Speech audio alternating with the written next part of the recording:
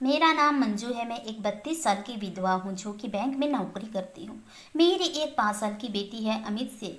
मेरी बात 6 महीने पहले फेसबुक के जरिए हुई थी। उसकी उम्र लगभग 30 साल है। फेसबुक के जरिए धीरे धीरे हमारी दोस्ती हुई और फिर दोनों में प्यार हो गया। मेरे घर वाले भी मेरी दूसरी शादी करना चाहते थे, इसलिए मैं अमित से मिलकर आगे का फैसला करना चाहती थी।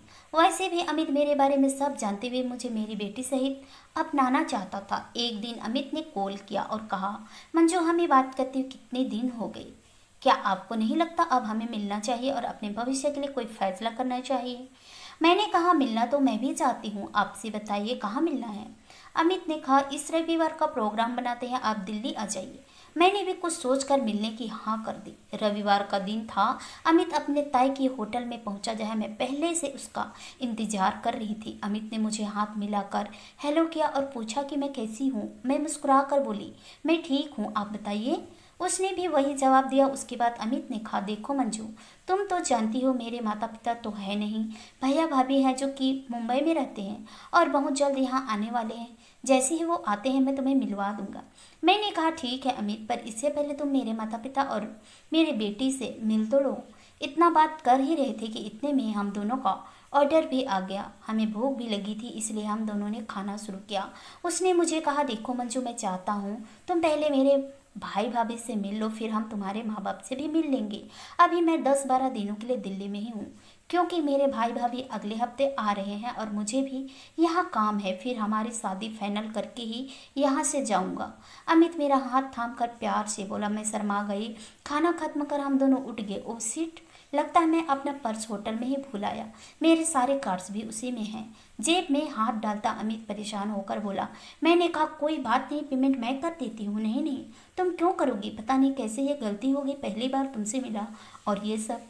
अमित दुखी होकर बोला, कोई बात नहीं, अब हम अलग थोड़ी हैं। ये बोल मैंने पेमेंट कर दी, जो कि अच्छी खासी थी क्योंकि अमित ने मुझे 5 सितारा होटल में बुलाया था। अगले दिन शाम को मिलने का वादा कर हम दोनों ने विदा ली। अब अमित के दिल्ली रुकने से मैं बहुत खुश थी क्योंकि अब उससे रोज मिलकर उसके बारे में मैं और जान सकूंगी। दूसरे दिन जब मैं उससे मिली तो उसने कहा, मंजू चलो आज तुम्हें शॉपिंग कराता हूँ। कल तो मैं कोई गिफ्ट भी नहीं लाया। वो क्या है ना कि मुझे लड़कियों के गिफ्ट लेने नहीं आते, इसलिए मैंने सोचा जब मिलूंगा तब तुम्हें अपने साथ लेके शॉपिंग कराऊंगा। मैंने कहा, नहीं नहीं, मुझे कुछ नहीं चाहिए। मना करती रही पर उसने नहीं माना और हम दोनों एक मॉल में आ गए। देखो ये ड्रेस कितनी सुंदर है। अमित ने मुझे एक ड्रेस दिखाते हुए कहा। हाँ सुंदर तो है, मैं ड्रेस हाथ में लेते बोली। उसने कहा, तुम इसे ट्राई करो, इतने में मैं अपने लिए कुछ देखता हूँ। ये कहकर अमित मेंस वियर सेक्शन में आ गया। कुछ पसंद आया तुम्हें? थोड़ी देर बाद मैंने उससे आकर पूछा। अमित ने कहा, हाँ ये सब। तुम ऐसा करो, इनका बिल बनवाते रहना, तब तक मुझे मोबाइल लेना है, मैं आकर पेमेंट करता हूँ। अमित ने मुझे कई जोड़े कपड़े पकड़ाता हुआ बोला। मैं बिल काउंटर की तरफ चली गई। चूंकि वहाँ भीड़ थी तो मुझे 10 मिनट लग गए पर अमित नहीं आया, तो मैं पेमेंट करके मोबाइल शॉप में जाने लगी पर अमित मुझे गेट पर ही मिल गया। ले लिया मोबाइल? मैं उसे देख कर बोली। नहीं, वो असल में मेरे कार्ड का केवाईसी नहीं हुआ है। अपने काम में इतना बिजी था कि इस कारण मुझे ध्यान ही नहीं रहा। अब पेमेंट हो नहीं सकती और बैंक मेरा मेरठ का है। ड्रेस भी वापस करनी पड़ेगी। अमित मुंह लटकाकर मासूमियत से बोला। आगे जो उसने मेरे साथ किया उसका मुझे अंदाजा भी नहीं था। कोई इतना कैसे गिर सकता है, मैं कितनी बेवकूफ़ थी। मैं कहा, अरे ड्रेस के पैसे मैंने दे दिए और तुम मोबाइल भी मेरे कार्ड से ले लो। मैंने उसे अपना कार्ड भी पकड़ा लिया। नहीं नहीं, ऐसे कैसे, मुझे तो लगता है कल ही वापस भी जाना पड़ेगा क्योंकि बिन पैसे मैं यहाँ कैसे रह सकता हूँ। अमित ने मुझसे कहा, तुम और मैं अलग थोड़ी हैं और फिर भी तुम्हें दिक्कत है तो बाद में पैसे वापस कर देना। अभी तुम अपने सब बिल मेरे कार्ड से पे कर देना। मैंने कहा। थोड़ी ना नकुर करने के बाद अमित ने 40,000 का मोबाइल ले लिया और हम दोनों बाहर आए। अगले 1 हफ्ते तक मैंने ही अमित का सब खर्च उठाती रही क्योंकि मैं उससे शादी करने वाली थी तो मुझे इससे कुछ गलत भी नहीं लग रहा था। वैसे भी अमित का कार्ड ब्लॉक हुआ था तो और कोई चारा भी नहीं था। अमित, तुम्हारे भाई भाभी आने वाले थे ना?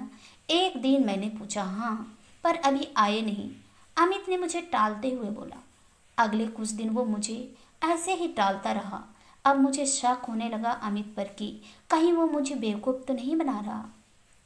सुनो अमित, मम्मी पापा तुमसे और तुम्हारे भाई भाभी से मिलना चाहते हैं।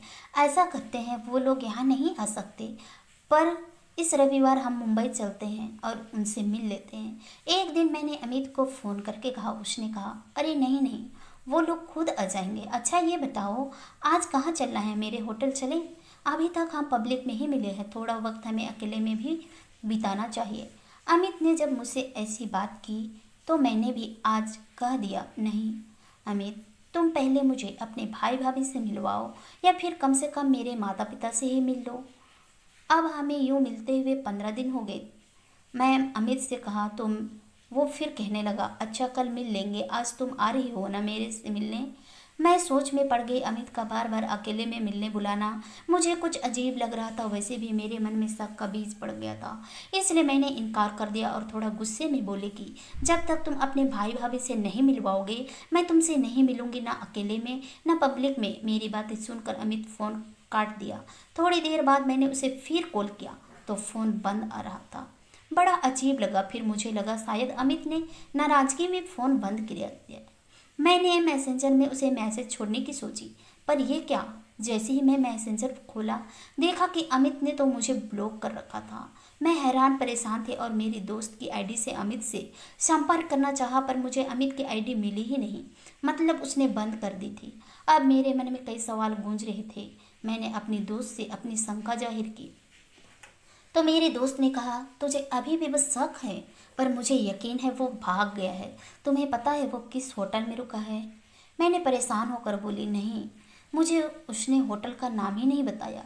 मेरी दोस्त बोली, अच्छा तुम्हारे पास उसकी कोई पिक्चर होगी, चलो पुलिस स्टेशन रिपोर्ट करते हैं। मैंने कहा, नहीं नहीं, उसने कोई पिक्चर खींचने ही नहीं दी, ये बोलकर कि उसे पसंद नहीं है और जब शादी हो जाएगी तब तो मैं असलियत में साथ होऊंगा, पिक्चर की क्या ज़रूरत। अब मेरे आंखों से आंसू बहने लगे थे। मेरी दोस्त ने कहा, मतलब वो तुम्हारे पैसे खर्च करवा कर भाग गया। अब उसका नाम भी असली है या नहीं, इससे भी शक है। अब मैं सिर पीटते हुए बोली, अब मैं क्या करूं? मैं रोते हुए बोली। मेरी दोस्त ने कहा, पुलिस स्टेशन चलकर उसके खिलाफ रिपोर्ट तो लिखवा सकते हैं, पर हमारे पास कोई सबूत नहीं। ऐसे में पुलिस वाले तुम्हें ही परेशान करेंगे, तुम्हारे चरित्र पर उंगली उठाएंगे। तुम ये शुक्र करो अभी सिर्फ पैसा गया, तुम्हारा इज्जत नहीं, क्योंकि ऐसे लोग तुम जैसी मासूम औरतों का भरोसा जीत कर हर तरह से फ़ायदा उठाते हैं बस। मेरे दोस्त ने मुझे समझाया। मैं दुखी और हैरान थी। कैसे कोई इंसान 6 महीने तक प्यार के वादे करने के बाद ऐसे धोखा दे सकता है, वो भी कुछ रुपयों के लिए। मैं टूट चुकी थी इस धोखे से, इसलिए छुट्टी लेकर घर आ गई और अपने कमरे में आकर बिस्तर पर गिर पड़ी और खूब रोई। अगले कुछ दिन तक मैंने बार बार अमित का नंबर मिलाने की कोशिश की, पर वो बंद आ रहा था। उसके नंबर के आधार पर मैंने पुलिस कंप्लेंट की सोची भी, पर फिर भी ये सोचकर चुप हो गई कि इससे मेरी बेटी को, मेरे माँ बाप को कितना कुछ सहना पड़ेगा, क्योंकि हमारा समाज औरतों को ही दोष देता है और मैं तो एक विधवा थी। थोड़े दिनों में खुद को सामान्य कर लिया। मैं अमित के धोखे को कभी नहीं भूल सकती थी, क्योंकि मैंने सच्चा प्यार किया था और बदले में उसने मुझसे हजारों रुपये के साथ साथ मेरे विश्वास पर भी डाका डाला था। अब मैंने सारी उम्र शादी न करने की कसम खाई। दोस्तों, ऐसे लोगों से सावधान रहना चाहिए। मैं ये नहीं कहती कि सब गलत होते हैं, पर जहाँ बात पैसे की आए वहीं समझ लो कुछ गड़बड़ है। आशा करती हूँ दोस्तों आप लोगों को ये कहानी पसंद आई होगी। अगर कहानी पसंद आई, कहानी को लाइक कीजिए, शेयर कीजिए, कमेंट कीजिए और ऐसी कहानी सुनने के लिए प्लीज़ हमारे चैनल को सब्सक्राइब जरूर कीजिए।